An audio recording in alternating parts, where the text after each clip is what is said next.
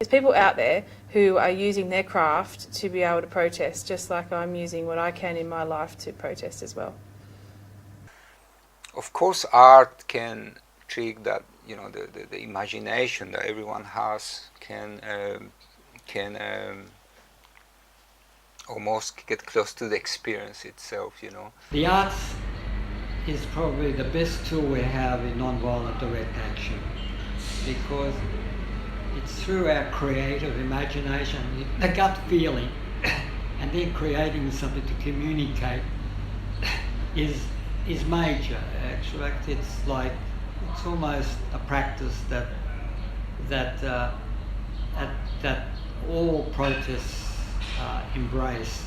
It was the Benny Zables of this world that taught us to put something on calico sheeting and carry that so that the words are there forever. And likewise with the music, I always introduced it because rather than having a whole heap of people swearing and screaming and anger and yelling, if you've got the music going on, people singing the music, the songs, the words, no matter what's happening with the journalists and what they're trying to edit or cut or not put in, the words are sneaking through. When I was younger, I used to get really wild with things, you know, really angry with the, you know, state of Aboriginal affairs, not only in the country, but especially in Tasmania. And so I found myself screaming a lot and yelling a lot, and, you know, and then people sort of put you down as an angry little ant. And so then I found writing, and I found that was a great way to release tension and release anger, but I also found with that, people actually started to listen too. When you see people struggling, and when you struggle, and when you come through from what I've came through, sometimes it's really hard to remain silent, but there's a lot chose to be silent, and there's a lot chose other way of dealing with such a situation. I find music and putting the real story into music is to me, that's the way I'm dealing with. At least, if no one, two are hearing me. To be honest, like when I'm on stage singing the song or whatever, it's basically telling what's real out there. It's not what's real here. What's really real out there that you don't see and you don't hear about often. You don't see on your television, oh, there's 200 people today being killed in South Sudan, or there's 300 people being killed in Nigeria. You don't see that. Those stuff don't hit your national TV, you know what I'm saying? It doesn't hit the news. But it's real. It's real. You can't get someone to talk about and heal their trauma and whatnot unless you get to the real meat of it. You can't get there and look at this problem and think it's fixing that, you know. It's about stepping back and actually going, hang on, if we zoom out here, we can fit it all in here. And maybe now we understand it. You know, sometimes music is the only thing that can do that we accept it and don't get defensive on. I think art is a great way, art and music are great ways of communicating. And, you know, I learned that from listening to Bob Dylan songs and so on in the 70s and the 60s, that music was an eloquent way of singing songs, was a great way of getting messages across, and it relates to people on a deeper level than just hearing a lecture or a sermon. And, you know, theatrical images are more likely to stay with people for longer than just hearing some slogan being chanted. But what I think was effective and interesting was what we coined the theatre of the environment. People like Benny Zable, who you know, Ian Cohen, Lisa Yates, others, who every day we got out there, we had to think of something new to do to keep the interest of the media. So, you know, there was songs, skits, all sorts of ways of using our talents to get the message out. And it was an ongoing feast, you know, every day it changed. And I think the theatre of the environment to this very day is still what engages people's hearts and minds. And whether it's someone, you know, pivoted up on a platform up a high old tree in the Tarkine, or whether it's us sitting in the mud on the banks of a river, it's the same thing.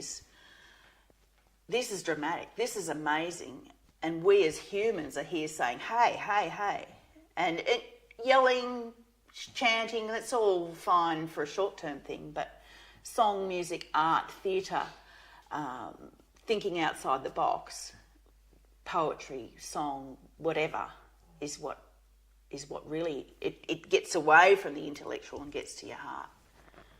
I think the wider the message is spread, for example, when Adam Thompson burnt the Australian flag on Invasion Day in Launceston a few years ago, that made national news. I mean, the conversation around it probably didn't really hit the mark, but it kept the conversation there about changing the date. I mean, even to the point that I've still got the cartoon in my filing cabinet. Maybe I should bring it in for you. The Mercury cartoonist's done a great cartoon. It was about the citizenship test. What's the colour of the Australian flag? The answer was red, white and blue with flames. And I see arts in any format, but arts expression is a very strong political tool if you use it wisely. And because there were so many musicians, we just sang, and they went up the forest. When the police came, there would be music happening, and we would, and the whole intent was to not do anything wrong, that in the media they could not say these terrible, terrible, violent people. All we were doing was walking slowly, or the police would move you on if we were in, because the bulldozers did come the next day, and then we stayed on and we were improvising all the time, rapidly, and the music became an important part of it, and songs got written, and as I say, if the bulldozer was trying to move and clear a track, well, there'd be all these people just basically walking slowly in front singing, and the police would come and move them out of the way, and you go, oh yes, certainly, and walk back and come round the other way, and the song continued, you know, and people with guitars and things. Oh, humour. You know, humour. You can break down so many barriers with humour. You know, so you can touch on really, you know, sensitive subjects with humour that, you know, people don't want to go next to it, but you can break it. You can break that wall down with humour, and then you can get in, and then you can open a, you know, an honest dialogue with it.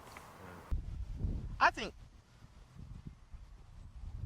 also people need to acknowledge others. Like, it doesn't matter, black, green, yellow, whatever. You know, try to know somebody and understand what human beings mean, what person mean, not just because, oh, this person is white, I don't want to know him, or this person is white, I don't want to know him.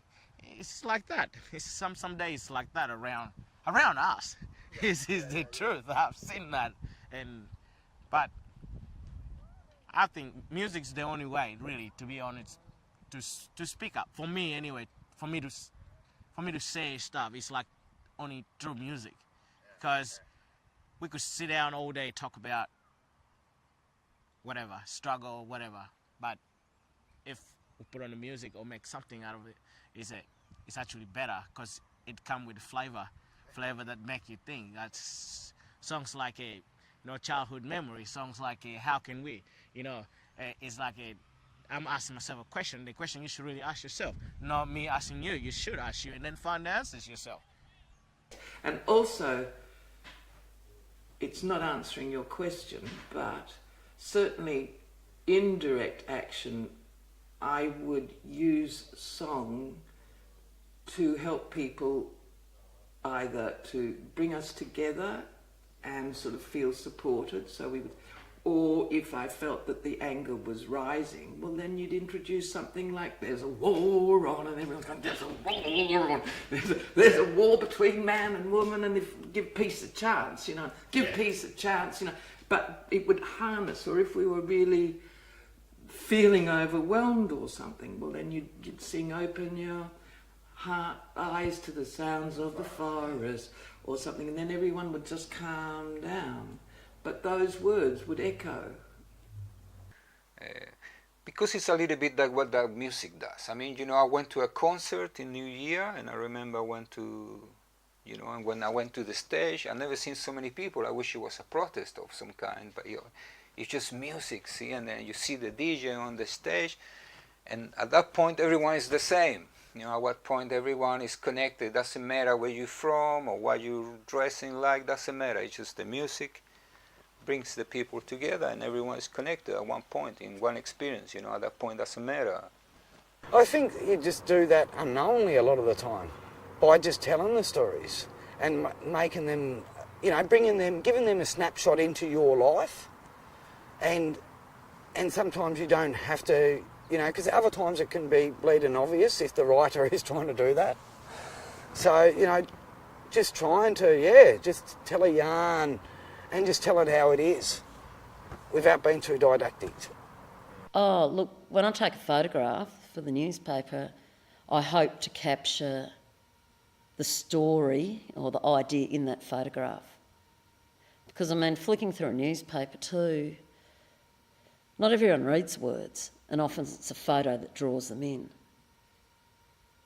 Yeah, this is a real hard one because, you know, the community is always evolving. And, you know, we always have, you know, for 60, 70 to from millennia, we've always evolved. Now, I don't know if the, you know, as many young, passionate young'uns as there was when I was a kid and the generation before. So I suppose it's trying to educate them that there still is a fight to go. And these are the ways to go about it. And I suppose a lot of these young'uns feel there's no way out. There's, you know, how are we going to make a difference? And it's just showing them that it actually can make a difference. You know, and if that's by, you know, numbers, coming to rallies, or if that's by creating art that exposes something that you want to expose. You know, just showing them that there is a path, there is a release, and there is, you know, methods to get your voice heard. Well, yeah, I think it's a really important thing that I've learnt as I've gone along. So, you know, I put, with the help of everybody that's in this book, 75 plus people, put together the Upriver book to document our stories before we all forgot them or died. And people did die while I was putting the book together. And so I went back and interviewed people, but it was a retrospective. It was 30 years later, and then, you know, collected archives and put it together. But what I realised is that our stories are ongoing, and the next generation need to hear and feel and experience that. And so I'm working on another book now, which is about similar things, but looking at what's happened since the Franklin, but specifically to engage with young or new activists to say, this is what we've done before. We can't tell you how to do your campaign now, but we did win, and we've had all these wins. You know, and I often remind young people that when we went up the Franklin, there was no Department of Environment in any government in Australia. You know, there was no federal legislation to protect. Well, of course music's important to causes if you're wanting to convey the cause to people that listen to music. And art's important to cause if you're looking at art lovers. You need to spread messages of a cause, like, well, on the radio, utilise all the kinds of media and forms of art and communication that's available. I think music's just as important as, you know, talkback radio, which is just as important as print media, which is just as important as social media. Struggle continue.